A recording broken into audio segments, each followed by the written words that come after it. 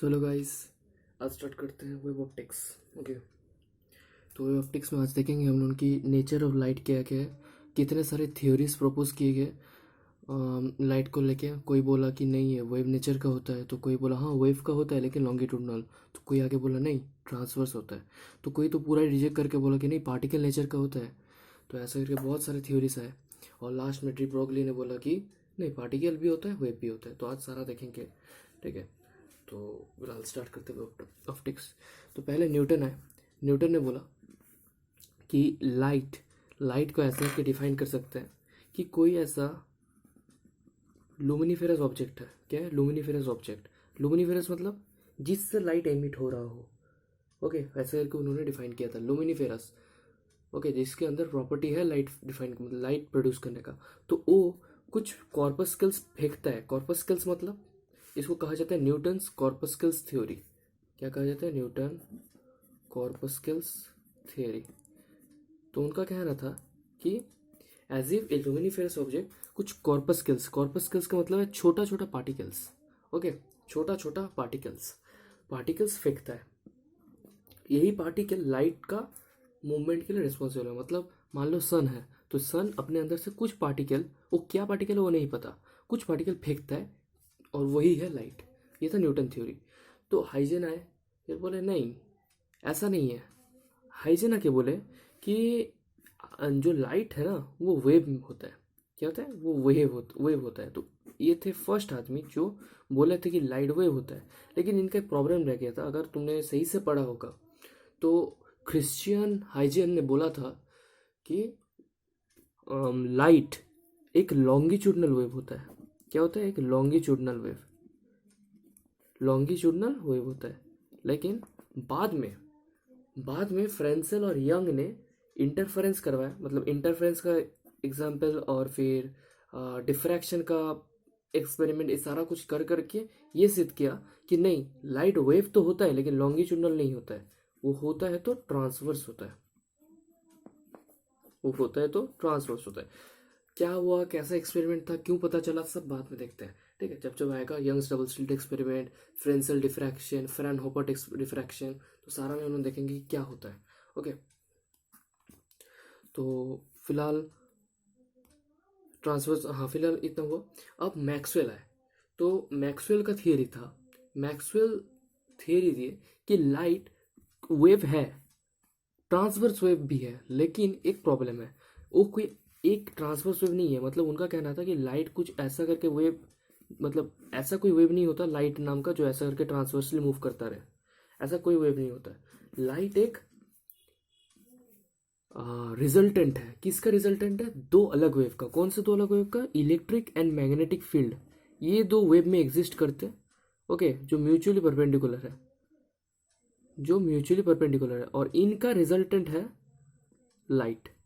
इनका रिजल्टेंट है light. Okay, इनका रिजल्टेंट है लाइट। तो ऐसे करके उनका थ्योरी था ये कि लाइट जो है वो इलेक्ट्रिक फील्ड और मैग्नेटिक फील्ड का रिजल्टेंट है। ई वेक्टर का क्रॉस बी वेक्टर, ठीक है। तो देखो कैसे एडवांसमेंट हो रहा है। पहले आया कि वो कुछ पार्टिकल है, क्या है नहीं पता, पार्टिकल फेंका जा रहा है ऐसे टाइप का। फिर आया वेव थियरी, हाइजन आके बोले नहीं लॉन्गिट्यूडनल वेव है। फिर यंग आए बोले कि नहीं ये ट्रांसवर्स वेव है। फिर आए मैक्सवेल बोले कि हाँ ट्रांसवर्स वेव है लेकिन ये कोई अकेला वेव नहीं है, ये कुछ चीज़ का रिजल्टेंट है। दो अलग ट्रांसवर्स वेव का रिजल्टेंट है, एक वेव इलेक्ट्रिक और दूसरा मैग्नेटिक। ओके, फिर आए प्लैंक। प्लैंक थे फर्स्ट जिन्होंने, ठीक है, प्लैंक ये भी थे। प्लैंक ने पहला हम लोग को क्वांटम फील्ड मतलब क्वांटम थ्योरी के बारे में बताया, ठीक है। तो प्लैंक क्वांटम थ्योरी के बारे में बताया, तो उससे आइंस्टाइन ने फोटो इलेक्ट्रिक इफेक्ट बाद में प्रूव किया, ठीक है। ये वाला चीज़ से, क्या चीज़ से कि एक लाइट जो है, लाइट कोई वेव नहीं है, मतलब एक्चुअली वेव नहीं है करके नहीं बोले थे। उनका बात ऐसा था कि लाइट जो है वो पार्टिकल नेचर में भी एग्जिस्ट कर सकता है। एक लाइट पार्टिकल नेचर में भी एग्जिस्ट कर सकता है। वो कह रहे थे कि जो लाइट है ना ये कोई कॉन्टिन्यूस सोर्स ऑफ एनर्जी नहीं है। मतलब जैसे वेव में क्या होता है, एक कॉन्टिन्यूस होता है। अगर मैं बोल दूँ ये रूम है, ये रूम में एक वेव है, साउंड वेव, उसका मतलब है थ्रू आउट द रूम एक वेव है जो यूनिफॉर्मली स्प्रेड है पूरा सरफेस, पूरा जगह पे। ओके, जैसे लाइट को देख के वही पता चलता है ना, एक लाइट जल आती है तो सारा जगह पे इक्वली पहुंच रहा है, तो हम लोग कह देते हैं अच्छा ओके तो लाइट यूनिफॉर्म है। तो उन्होंने कहा नहीं, लाइट यूनिफॉर्म नहीं है। लाइट क्या है? लाइट डिस्क्रीट है, छोटा छोटा पैकेट्स ऑफ एनर्जी है जो इधर उधर फेंका जा रहा है, फोटॉन्स। हाँ, इनका एनर्जी फिक्स्ड है एच म्यू। ये था प्लैंक का थ्योरी। फिर है डी ब्रॉगली। डी ब्रॉगली कहा ना लाइट वेव है ना लाइट पार्टिकल है। लाइट जो है वो अपने सुविधा के अनुसार अपने आप को सेट करता है। यानी कि डी ब्रॉगली का थ्योरी सिंपल था, सिंपल नहीं एक्चुअली बहुत कॉम्प्लेक्स था, बहुत कॉम्प्लेक्स था। अभी भी हम लोग नहीं, अभी भी एक राज की बात बताते हैं, अभी भी मुझे हम लोगों को नहीं पता है कि लाइट एक्चुअली है क्या, वेव है, पार्टिकल है या कुछ और है। हम लोग क्या किए, कुछ समझाने के लिए जो जो प्रॉपर्टी शो करते हैं उनको समझाने के लिए कुछ हम लोग खुद से डिफाइन कर लिए कि हाँ लाइट वेव है, लाइट वेव है तो हम लोग रिफ्लेक्शन समझा दिए, ठीक है। फिर लाइट को पार्टिकल है तो black body radiation, photo electric effect समझा दिए। अपने अपने के लिए हम लोग समझा सकते हैं, लेकिन एग्जैक्टली क्या है नहीं पता। तो डी ब्रॉगली का स्टेटमेंट यही था कि डी ब्रॉगली बोले कि we do not know whether light is wave और particle, it act as both when required what. Okay, मतलब जो जब जैसा होगा, जैसे एक लाइट है, ये लाइट है, मैं ऐसे क्यों बनाया, ये लाइट है और इसको इंटरेक्ट करना है मैटर के साथ, तो लाइट पार्टिकल नेचर से काम करेगा। ये लाइट है और इधर एक वेव है, मान लो इधर कुछ वेव है, हम कोई और लाइट मतलब कोई कुछ और वेविक प्रॉपर्टी, मतलब क्या से होता है, रिफ्लेक्शन का प्रॉपर्टी चल रहा है या फिर इंटरफेरेंस हो रहा है, ठीक है। तो उस केस में लाइट वेव का नेचर ले लेगा। मतलब लाइट अपने सुविधा अनुसार वेव नेचर में एग्जिस्ट करेगा, नहीं तो पार्टिकल नेचर में एग्जिस्ट करेगा। ओके, वो हम लोगों को नहीं पता। हम लोग क्या करेंगे, वो सिचुएशन बैठाएंगे, देखेंगे कि लाइट कैसा बिहेव करता है, फिर हम लोग बता देंगे अच्छा तो लाइट ऐसा बिहेवियर में बिल्ड, तो ऐसा बिहेवियर शो करता है। एग्जैक्टली नहीं पता कि लाइट क्या है क्या। ओके, तो ये dual property of matter and radiation में हम पढ़ेंगे कि डी ब्रोगली का थ्योरी, और डिप में उन्होंने सिमेट्री के बारे में क्या बताया, मतलब नेचर लव सिमेट्री। इस ये वाला जो छोटा स्टेटमेंट है बहुत बड़ा काम कर गया उनका थ्योरी में, तो कैसे हुआ क्या वो बताएंगे उसमें। ओके, तो नेक्स्ट पार्ट चलते हैं। तो ये तो फिलहाल हो गया कि लाइट को कैसे हम लोग एक्सप्लेन कर सकते हैं। अब वेव फ्रंट के बारे में ज़रा बताते हैं, क्योंकि ये चैप्टर वेव ऑप्टिक्स है, तो हम लोग कोशिश करेंगे कि जो जो वेव के बारे में थियरी थी, मतलब अपने हाइजन सर और फ्रेंसेल एंड योंग सर, इन दोनों को बारे में पढ़ना है, ठीक है। तो पहले चलो पढ़ते हैं हाइजन सर के बारे में। तो हाइजन या फिर फ्रेंसेल दोनों पढ़ने से पहले सबसे इम्पोर्टेंट चीज़ जो जानना जरूरी है वो है कि वेव फ्रंट क्या है, what is wave front. So what is wave front, अगर मैं क्वेश्चन करता हूँ तो क्या चीज़ दिमाग में पहले आता है। इस वर्डिंग से जो चीज़ पहले आना चाहिए वो है front word. What does the front means, wave front मतलब कोई भी वेव का सामने, है ना। मतलब सिंपल अगर मैं लेमैन्स लैंग्वेज बोलूँ तो कोई भी वेव का सामने, तो कोई भी वेव ले लो उसका सामने कैसा दिखता है, सर बस यही याद रखना, आ जाएगा वेव फ्रंट। ओके, यही से तो वेव फ्रंट को हम डिफाइन करते हैं, the locus of all such points in a wave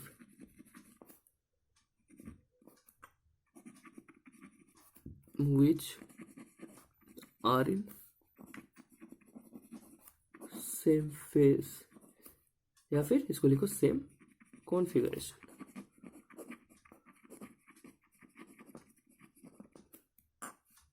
मतलब कोई भी वेव एक तो ट्रैवल कर रहा है, ओके, कोई भी वेव एक तो ट्रैवल कर रहा है, हमने क्या किया, उन सारा पार्टिकल को कलेक्ट किया जो सेम फेस में है, ओके, उन सबको जोड़ दिया, वेव फ्रंट हो गया। जैसे मान लो एक पॉन्ड है, तालाब है, तालाब के बीच में मैंने एक तो पेबल फेंका, तो पानी पहले वो जगह पे घुस जाएगा, जब पेबल फेंका तो वो जगह पे घुस आना पानी, उसका लेयर को दबाया नीचे, तो उस लेयर को जब दबाया हाँ, फिर वो लेयर उठने का कोशिश करेगा और उस लेयर को एनर्जी मिल चुका है, अब वो उठेगा प्लस एनर्जी है, तो वो क्या करेगा,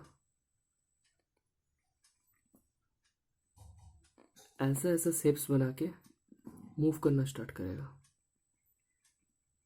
अब मैं जो शेप बना रहा हूँ इसी को कहते हैं वेव फ्रंट। कोई क्रेस्ट है तो कोई ट्राउ है, कौन क्या है नहीं पता, कोई क्रेस्ट है तो कोई ट्राउ है, वो ज़रूरी नहीं है कि कौन क्या है, मुझे बस इससे मतलब है सारा का सारा जो मैं लाइन बनाया ये सारा का सारा सेम कॉन्फ़िगरेशन या फिर सेम फेज में है। ये सबसे इम्पोर्टेंट बात है कि सारा का सारा सेम फेज में एग्जिस्ट कर रहा है। आइदर देखो एक वेब में कैसा सेम फेज मतलब क्या, अब इस क्वेश्चन सेम फेज मतलब क्या, ये पॉइंट ये सोर्स है, ये सोर्स से ऐसा वेव हजारों क्रिएट हुआ होगा, हजारों क्रिएट हुआ होगा। अब उन सारे वेव जो एक ही टाइम पे क्रेस्ट पे आ रहा है, मतलब इस टाइम से निकला फिर जो जो क्रेस्ट पे आया, मतलब मैंने ऐसा गिराया पेबल, क्रेस्ट हो गया, एक बना, थोड़ी देर बाद एक क्रेस्ट आया एक ही साथ, ओके, चारों ओर एक ही साथ क्रेस्ट है, तो उन सारों पॉइंट का प्रॉपर्टी सेम जैसा हुआ, तो वो सारा वेव फ्रंट बन गया मेरे लिए। ओके, तो यहाँ से एक बात क्लियर हुआ अपने को, क्या बात क्लियर हुआ, अगर मैंने इधर एक डिस्टर्बेंस किया, ठीक है, मानो ये वाला एक पॉन्ड है, ओके, रुको, मान लो ये एक पॉन्ड है, मैंने इधर एक पेबल गिराया, ओके, एक पेबल गिरा दिया, तो इस पॉइंट से ऐसा करके एक वेव निकला, ऐसा करके दूसरा वेव निकला, सब आइडेंटिकल है, ऐसा करके तीसरा वेव निकला, ऐसा करके चौथा वेव निकला, फिर सिमिलरली चारों ओर ऐसा ही करके निकलेगा,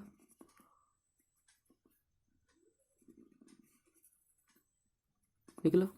अब देखो, चलो ये वाला सेट क्यों छोड़े, इसको ही बना दे।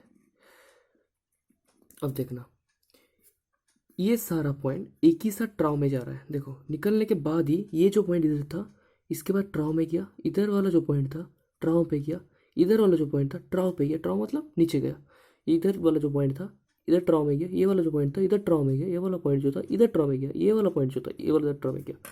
कौन का बात कर रहा है, ये वाला जो इस तरफ जा रहा है, ट्रांसमिट हो रहा है, मतलब ये सारा एक ही फेस में बिलोंग कर रहा है, ये सारा एक ही फेस में बिलोंग कर रहा है, तो इन सबको जोड़ दो, सिमिलरली जो ट्राउ पे है उन सभी को जोड़ दो,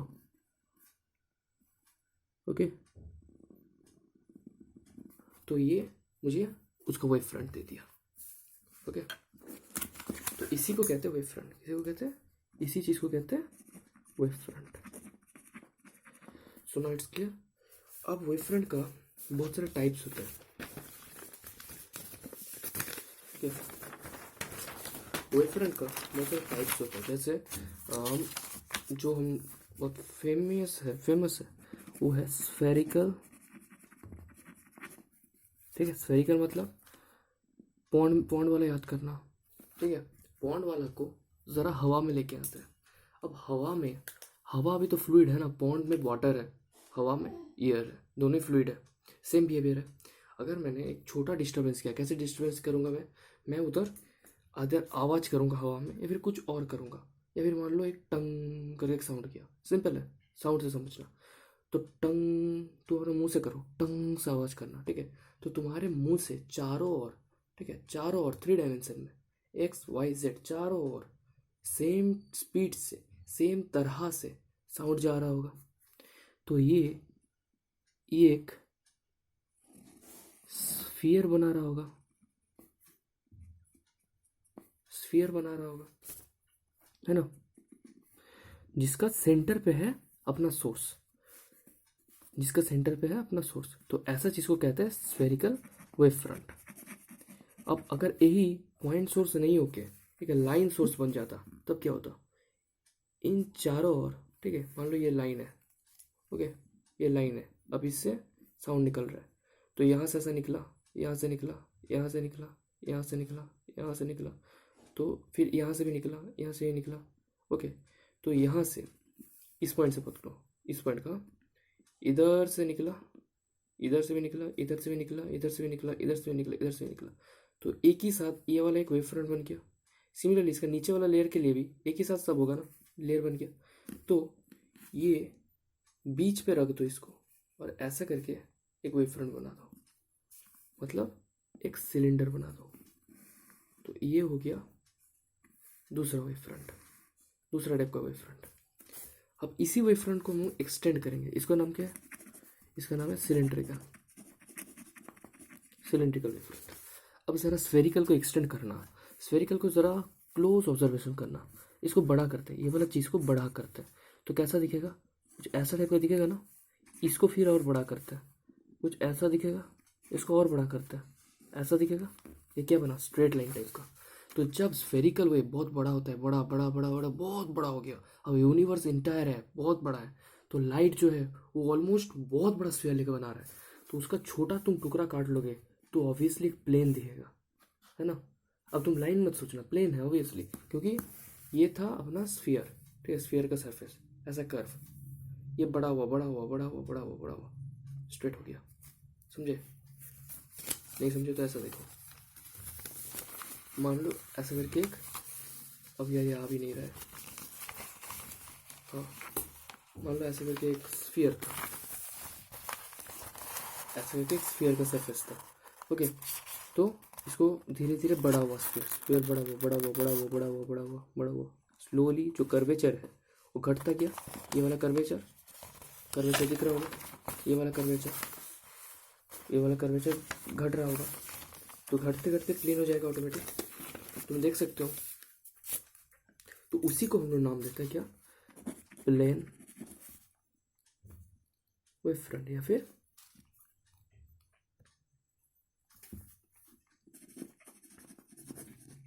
प्लेन वेव फ्रंट। ओके, तो ये तो हो गया कितना टाइप का वेव फ्रंट होता है। ओके, अब जरा वेव फ्रंट का थोड़ा प्रॉपर्टीज पे गौर करते हैं, देखते हैं क्या था। Wave front and rays. Okay, तो वेव फ्रंट एंड रेज में ज़रा देखते हैं रेस क्या होता है, तब जाके गौर कर पाएंगे कि वेव फ्रंट का प्रॉपर्टीज़ क्या क्या है। तो रेस अगर समझना है तो रेस जब रे ऑप्टिक्स में पढ़ते थे तो क्या पढ़ते थे? एक ऐसा स्ट्रेट लाइन बना देते थे। तो ये क्या है? एक्चुअली ये जो स्ट्रेट लाइन है, ये स्ट्रेट लाइन डिपिक्ट करता है कि कौन से डायरेक्शन पे, कौन से डायरेक्शन में लाइट फ्लो कर रहा है। Direction of flow of light energy. Okay, ये शो यही करता है। तो अगर एक वेव है, मान लो ऐसा करके एक वेव है, ये वेव फ्रंट है, सॉरी हाँ वेव फ्रंट है, एक वेव फ्रंट है पीवेल वाला ही, कुछ और मत सोचो, पीवेल वाला ही सोचो। अब पीवेल वाला वेव फ्रंट कैसे मूव करता है तो जैसे सोचना, तो एक बार पानी में पत्थर गिरा है तो कैसा फ्लो करता है? ये वाला जो इधर बना था वेव फ्रंट, वो कुछ देर बाद इधर आ जाता है ना, फिर इधर आ जाता है, फिर इधर आ जाता है। अगर ठीक से देखोगे ना, थोड़ा दिमाग में फिजिक्स रख के या मैथ्स रख के, तो देखना कि ये वाला जो है, ये जो मूव करता है अपने परपेंडिकुलर डायरेक्शन में मूव करता है। मतलब ऐसा नहीं होगा कि ऐसा एक वेव है तो कुछ देर बाद ये ऐसा हो गया, कुछ देर बाद ऐसा हो गया, कुछ देर बाद ऐसा हो गया, कुछ देर बाद ऐसा हो गया, ऐसा नहीं होने वाला। ये हमेशा इसका परपेंडिकुलर वेव से मूव करता है। मतलब इस सेंटर से एक नॉर्मल बनाओ उस वेव फ्रंट में, जो डायरेक्शन डिपिक्ट करेगा वही डायरेक्शन में फ्लो करने वाला है वेव फ्रंट, वही डायरेक्शन में फ्लो करने वाला है वेव फ्रंट, और जो डायरेक्शन है वो रे है। तो क्या बताया मैंने? If you draw a normal from the source to the wave front, then the direction of the normal is the ray itself। वही है रे, और कुछ अलग नहीं है। रे क्या करता है? It's the direction of flow of energy. Okay, direction of flow of energy. So main चीज़ तो बता दिया। अब क्या बचा? अब कुछ वैसा खास तो नहीं बचा कि रे, ये एक इम्पोर्टेंट प्रॉपर्टी है, रे परपेंडिकुलर होता है और इसके अकॉर्डिंग एनर्जी फ्लो करता है। और एक चीज़, आसान चीज़ है, हर एक पॉइंट में रे परपेंडिकुलर है, तो पता ही है, क्योंकि अगर एक सर्कल लेते हैं, सर्कल में, ठीक है, सर्कल से मैं उसको एक्सटेंड कर दूंगा स्फेयर में भी सेम होता है। सर्कल से अगर तुम नॉर्मल खींचोगे कोई भी पॉइंट पे, वो हमेशा परपेंडिकुलर होगा। या फिर ऐसा समझ सकते हो, कोई भी पॉइंट पे अगर तुम नॉर्मल खींचते हो कोई भी पॉइंट में, तो वो हमेशा सेंटर से पास करता है, ये पता ही होगा, है ना। तो इधर भी सेम प्रॉपर्टी है, हर एक रे वेव फ्रंट से परपेंडिकुलर होगा। ओके, अब देखना क्या कहते हैं हम, जब हर एक रे परपेंडिकुलर होगा वेव फ्रंट से, तब दूसरा प्रॉपर्टी जो होल्ड करेगा वो है, मान लो ये रे ए है, ये रे बी है, एक वेव फ्रंट से, ए वेव फ्रंट W1, ए वेव फ्रंट W2, अगर रे ए को W1 से W2 आने में t सेकेंड्स लगता है, तो बी को भी W1 से W2 आने में t सेकेंड्स ही लगने वाला है। ठीक है, ये वाला ध्यान रखना। तो हो गया। Okay, so it's done. Video थोड़ा लंबा हो रहा है, इसलिए नेक्स्ट वीडियो में कंटिन्यू करते हैं हाइजेंस प्रिंसिपल। ओके, सो तब तक लेके थैंक यू।